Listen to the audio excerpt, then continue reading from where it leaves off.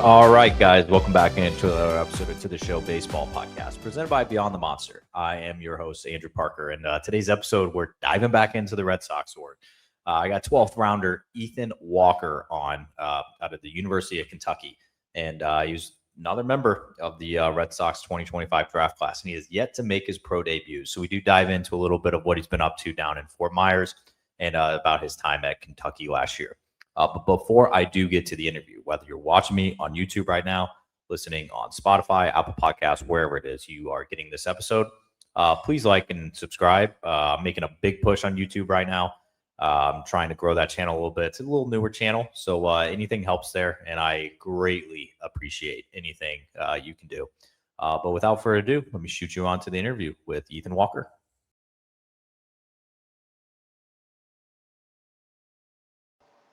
All right. I am joined by Ethan Walker, one of the newest members of the Red Sox organization as of the 2025 draft, and has yet to make the pro debut. And that's actually right where I want to begin this thing. Ethan, you have, I know you're back down at the complex now. I know you were spending a lot of time down there before you went home for the holidays and that dead period started. But how have things been going for you down in Fort Myers? Everything's been going really good. It's super easy to transition with all the people, with all the staff with the Red Sox facility. It's been really nice. I mean, Florida's obviously a lot better than Kentucky. It's a lot warmer down here. I went to high school down here, so I'm pretty used to the weather. But it's been really nice having the transition with all the people and how helpful they've been. So you've had a lot of time off, obviously since your final game at Kentucky, and taking the rest of the summer pretty much off and just working down at the complex and everything. How has that been? Just not having any games to look forward to right now, and it might be kind of the same thing every day where you're just down training and all that. And I think it started last July. So I guess what kind of things have you been doing at the complex? It's the same thing every day. We go in, we go stretch, dynamic prep, all that. We start throwing. Depending on the day, we'll do bullpens and all that stuff. And then it's lift, eat food, get out. I'm missing the games a lot. I like competing. I like being out there by myself on the mound. Just no worries, just you and the batter. So I'm missing it a lot. I can't wait for lives. I can't wait for all the stuff to start going in spring training. So it sounds like you have the itch. When did you start I guess getting the competitive itch of wanting to pitch in a real game? Oh, I mean, I've had it since I got drafted. It's just Okay.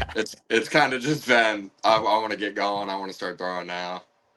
Okay, that's fair. I always remember Chad Tracy would always tell me he's the manager for Worcester, the AAA, and he was always saying that once January 1st hit, that's when he would always get the itch. When he was playing and now managing, he's like, I get through the holidays, like spend some time with the family, like it's nice, but as soon as January 1 hits, he's like, I'm good to go. But you also had a lot longer off because you've been off since before July, so I'll give that one to you. All right. So obviously you are now a member of the Red Sox, and you are fastly approaching your first ever spring training, which is I'm pretty sure it's less than 3 or 4 weeks away. So we are getting close. What kind of things are you looking forward to as you are approaching your first ever spring training?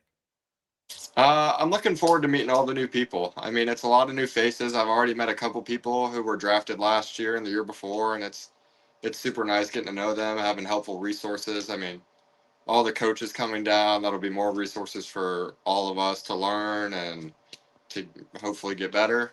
And I mean, that's like the main thing. I'm looking forward to pitching as well, but meeting the new people I think it'll be helpful for a lot of us.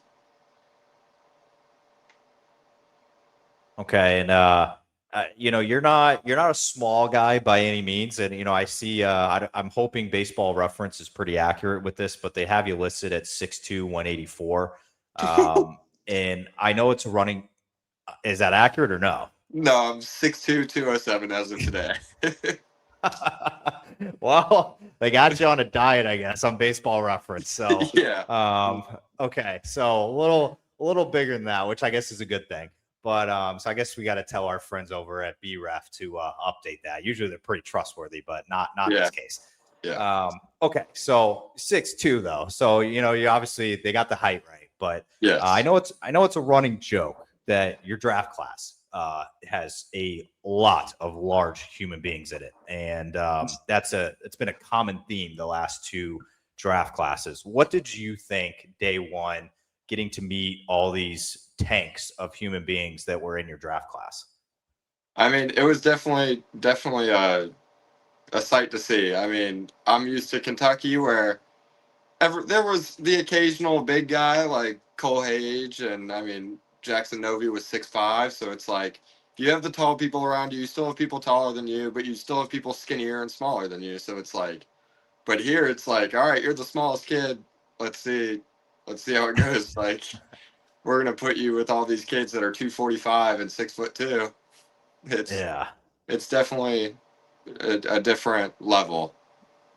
Yeah, it's a running joke. I think they're like trying to build a no line for the SEC play there or something. But Yeah. so as far as like as you, the pitcher, is concerned, maybe for the fans out there that aren't as familiar, maybe they didn't watch a lot of Kentucky baseball last year, which you guys were actually pretty good, or maybe they just haven't been as familiar with you. What kind of pitcher are you? Like, how would you describe yourself on the mound?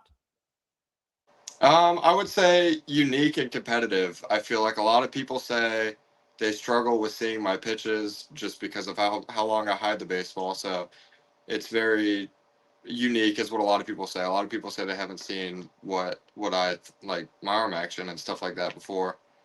But I would say I'm a big competitor. I like competing. I don't like pitching around the zone. I like throwing it and seeing if they can hit it. And I feel like my first 2 years of college, I struggled with that, but as I got into my junior year and I realized how good my stuff was, it was just it becomes a lot easier just throwing stuff in the zone. And for maybe fans that also aren't familiar with what kind of pitches you throw, like what does the pitch mix looking like? And if you don't want to tell me all of them, because I know Anthony Hyanson was saying like he's going to gatekeep some of that. So like, if you don't want to tell me what you added, like, but what do you have if you can say?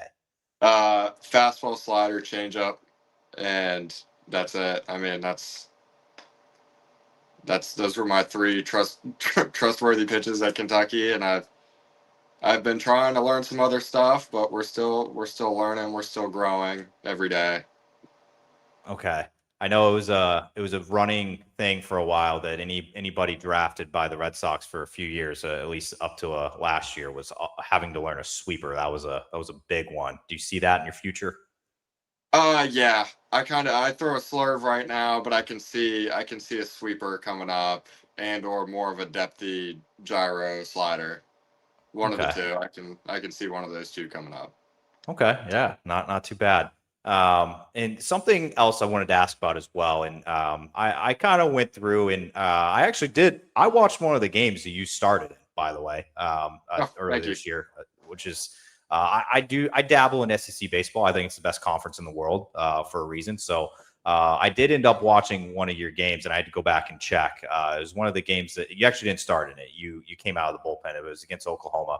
Yeah. And it was a game that you ended up throwing 3 shutout innings. And then I saw there was another notable game from yourself as well was when you were in the Clemson regional facing USC Upstate. You ended up throwing 5 shutout innings to come out of the bullpen. And you also had started games as well, because I did go back and you actually faced your roommate at one point this past year, Carter, that you guys pitched in the same game when Woodford Yeah. was in town. So you kind of did a little bit of everything. You were very versatile, I feel like, where you did start some games. You came out of the pen for some length. What is it kind of looking like for you as you like? Are they kind of prepping you for the same role? Are you going to be more bullpen? Like, what is that looking like for your pro debut? Right now, they're kind of prepping everybody for the same thing. I think it'll start being a more diverse thing when spring training starts, when we start doing the lives, like see who can go longer, who can go shorter, who has a previous record of starting, a previous record of closing, like all that stuff. It'll kind of be like, all right, we're going to try to assume that you're going to be a starter and assume that you're going to be a reliever. Yeah, I feel like it's still too early to tell. I don't want to put any put any things on whatever it is. But for yourself, just having that versatility at Kentucky and facing, the SEC competition that you did, what did you think about, being in that role last year where, you were coming out of the bullpen for 5 innings or 3 innings or whatever it was, and then you ended up opening some games, and you were part of the one save club for Kentucky. So what did you think about, just being in that role last year and getting that experience? Yeah, starting was definitely an experience at the beginning. I was a little nerved up after Belmont. I mean, I got hit around for throwing my stuff in the zone, and I was like, okay, is my stuff not good enough? Started questioning my ability.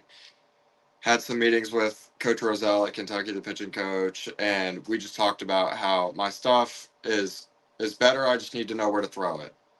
Once I learned that, it was smooth sailing from there. I became a starter in the midweeks because Nate Harris was obviously a great pitcher at Kentucky. And I mean, I believe he'll be in the weekend rotation this year as well. But he had a phenomenal season and just took that role. And so I midweek started the rest of the year. I felt like I threw pretty decent for the rest of the midweek starts. And then it became conference play with no more midweeks as a reliever.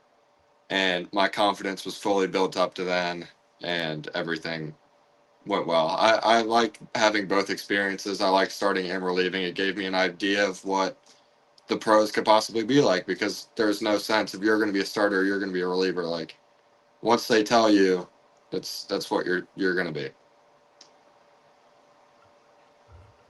Yeah, you just also brought up an interesting point as well, and I'm gonna quote our good pal Miles Patton, who is also part of your draft class, and he had pitched last year at Texas A&M, and he brought up a good point that he was kind of telling me that pitching in the SEC there were pretty much no nights off. Like, you guys were facing a lineup that had guys that were going to get drafted, and there was just dudes all up and down each of those lineups in the SEC. Would you kind of agree with him? Would you kind of say that, like, when you are, having to pitch against Oklahoma, South Carolina, like, all the schools that you had to play that had some pretty good talent, like, you couldn't really take any days off and you always had to be on your A game. Do you agree with that assessment? Yeah, it's a different level because, I mean, obviously, when I first got to college, I started out as a mid-major school in the Big South, which is not a great conference. It's pretty average baseball players, like nowhere close to the SEC. We played SEC schools and got ran over. And it's like, okay, you can have an off day and still compete with these mid-major schools, but with the SEC, it's like you have one pitch that doesn't work. Okay, well, that's gonna that's gonna get hit. Like, if you have one pitch that doesn't work, they're sitting on another pitch because it's one less pitch they have to think about, and from there it's just over. I mean, it's Yeah. I yeah. kind of feel like it's one of those things where it's like, it's pro ball. It's pretty much set you up well for pro ball because obviously all the guys that you're going to be facing in pro ball are obviously there for a reason. And I think it's the same thing for SEC play. And Miles was pointing out that it's like, he was also a guy that transferred in for 1 year. So you guys were kind of in the same boat where, he only had 1 year there, and he's like, it was a big step up from where I was. He thinks it's going to prepare him for his pro debut. I do have to ask you too, by the way, and I've been to quite a few SEC towns, and I've loved every single one besides Columbia, South Carolina. But for Lexington, what did you like about the town? Like, did you have a good time there? So I really didn't go downtown that much. I didn't like the road that I lived on. It was the busiest street in Lexington, and Woof. it was. I liked the city and I liked the fans. The fans were definitely a great part of Lexington. I mean, everyone reps blue. Like, you walk into any store, at pretty much everyone's wearing Kentucky gear. Like, everyone loves the school that they went to or they're around. But I never really touched downtown in Lexington. Like, I would never, unless it was for food. I mean, that was Okay. about the only time. Did you get a chance to go to Rupp at least? So I actually went to Rupp for the first time this off season with my girlfriend. We went and Wow. watched them play. I forgot who they even played. It was some mid-major school. They Yeah. blew them out. But yeah, Still a good time. yeah. Okay. Yeah, I'm kind of surprised you didn't go while you were going there. That's kind of a I don't know if that's a hot take or like I don't know, like you're in the minority there. I think I was. I was just Okay. always busy with schoolwork and writing papers and all this stuff that it just never really came around. And student tickets are hard to get. They sell out fast. So Okay. See, I don't know. Mizzou just wasn't like, it's like Kentucky is the basketball school. Like it's them, yeah, Kansas, Duke, like, like it's I can probably see that. And they pack that place every night. It doesn't even yeah, matter who they play. I'm sure whenever the whatever mid-major it was, that place was still crowded as heck. yeah, Um, okay, so I like to ask guys a little bit about how they are off the field as well. And I'm going to be honest with you. I always like to do like a little bit of like, a little bit of homework research, just kind of be like, hey, I got to see like what this guy's into. If anybody follows you on social media, like Instagram or anything, like, or Twitter, like you are baseball through and through. Like yeah, that's the only thing I can find yeah. is all baseball. So I'm going to ask you this. If you're not working out, if you're not throwing, you're not like, I don't know, you're just not doing anything baseball. Like, what are you doing in your free time? It kind of depends. When I was at Longwood, which was my first school, we played pickleball a lot, and I got super into it. There it is. And then when I was at Kentucky, I couldn't find a pickleball, like a place to play pickleball or people to play pickleball with. So that kind of died out. And then as I've gotten down here, I've noticed that everyone plays golf. So I started to pick up golf as well. So it's just like, it's kind of a rotating cycle of just a bunch of different sports. I don't really like doing anything else. I just like competing and playing sports is really all I like to do. Okay. So no, like you're not like playing video games. You're not doing any of that. I play video games occasionally. I bought a Okay. PS5 and then didn't use it for like 8 months. So it was like, Good purchase. yeah, it was a good purchase, but I never used it. And so video games are just like every now and then if I'm really that bored, but a lot of the time it's athletics and or watching YouTube or TikTok. Wow. Okay. What are we watching on YouTube these days? Are you also on the YouTube golf train or what are you watching? Yeah, YouTube golf. Yeah. Just that's real sports. I mean, I like to watch old baseball highlights. Just There it is. like wheels. Like I'll watch a lot of wheels and stuff like that of last year's games. I like to go back on my own games. But yeah, that's Gosh, man, you are baseball through and through, which I love, by the way. I will never hate on a guy that just lives, breathes, eats, sleeps baseball. Like it seems like that you're kind of that guy. yeah. That's I mean that's all I've really loved in life. Like I tried to play other sports like soccer and football. I've never really loved them, but like baseball, I'd sit there and do dry windups in the mirror just to see if my mechanics were right. I'd like it's all I've ever really done. Gosh, man, I can't help but respect it. I love it. I mean, I usually when I talk to guys like this, they're usually like born to be closers. So I mean, if we see it being in a closer role at any point in the future, I'm not going to be surprised. Yeah. So I did see that you went to IMG for high school, which is a very very well known school, and if people aren't aware of it, they're producing NFL athletes like crazy. I know like the Bosa's went there, and I mean the list goes on and on. But and I saw you were born in Virginia. I think I saw. Yes. Okay, so when did you end up moving to Florida? So I was in Virginia my whole life. For my dad's work, we moved around. It was we started out in Norfolk and then we moved to Salem, which is where our single A is. Yeah. So I went to high school at Salem High School, which is in Salem, Virginia, for my freshman to my first semester of my senior year. And then I went to IMG the second semester of my senior year just for the baseball season. Okay. Is So that gonna is that gonna be full circle for you? Obviously, like you pointed out, the low A affiliate for the Red Sox is right there in Salem. So is that gonna be kind of like a full? Did you go to any games growing up, or when I was in high school, I went to a couple games with my dad. But yes, it's definitely going to be a full circle kind of thing. I mean, it's been talked about, like everyone's talked about it down here. Like it was a conversation today that I went oh, to Salem okay, High School and that our football stadium was right next to the single A field.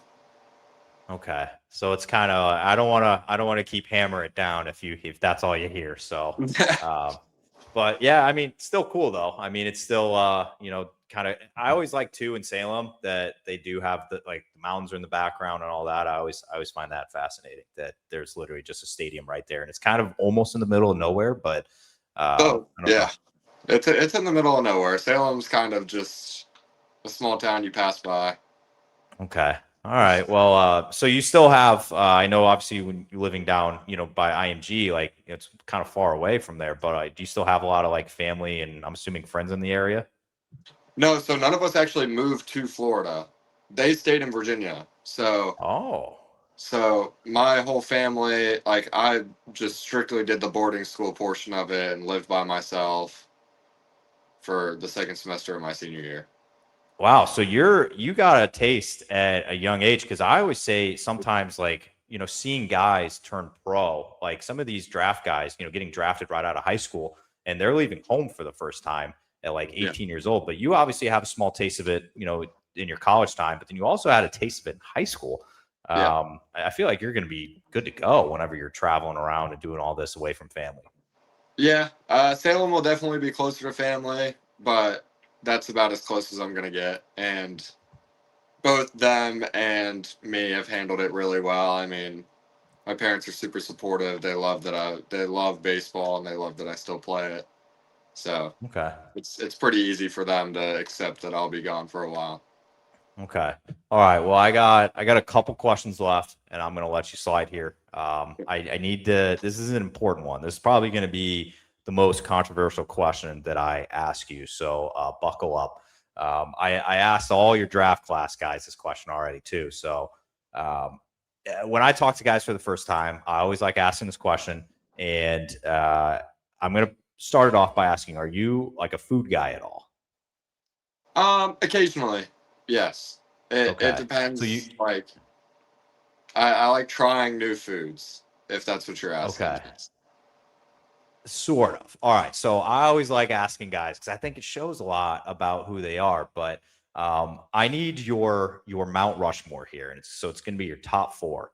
I need fast food chains or sit down restaurants, and I need top four. So and it has to be like kind of a national chain. So it's like got to be like available in like some Oh, states.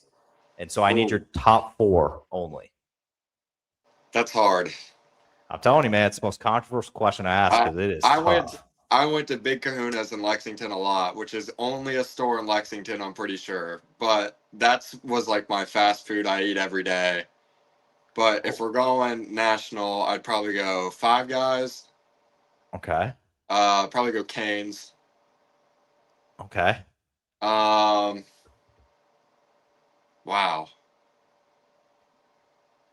I might give you Big Kahuna's. Big Kahuna's is amazing. I I ate it want to say almost. Marcus Phillips said Big Kahuna's too. There's one in Knoxville. Oh, really? I think so.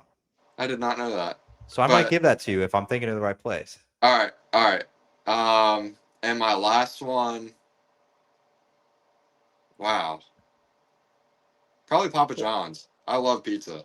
Wow. I think Papa John's is definitely. I mean, Wow. since I was a kid, Papa John's was the spot. That's a hot take, man. Yeah. Papa John's. You didn't list any of the basics that I hear. Like I hear Chick-fil-A, I hear Chipotle, I See, mean, yeah, I gosh. ate Chipotle so much to a point where it got bad. It's like, Okay. and Chick-fil-A, same kind of thing. I mean, I eat it every now and then, but I ate it a lot when Okay. I That's was, fair.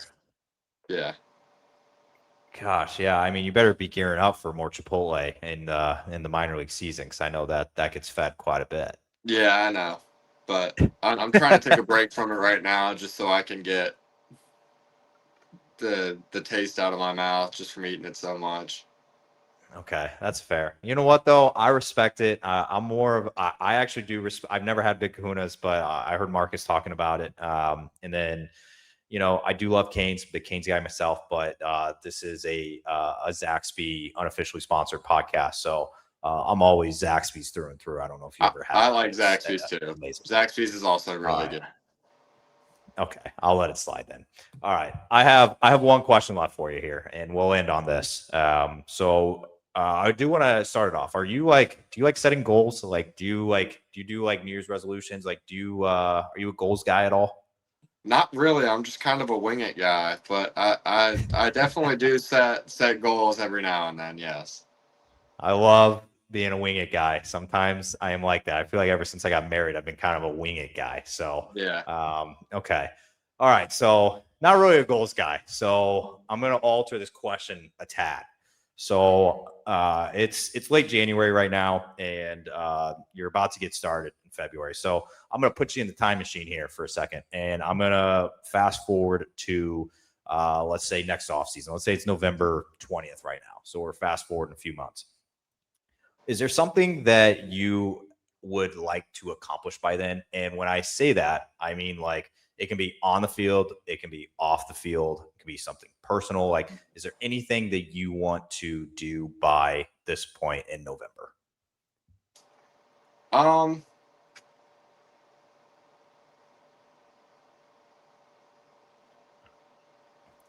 I Tough feel like question, I know.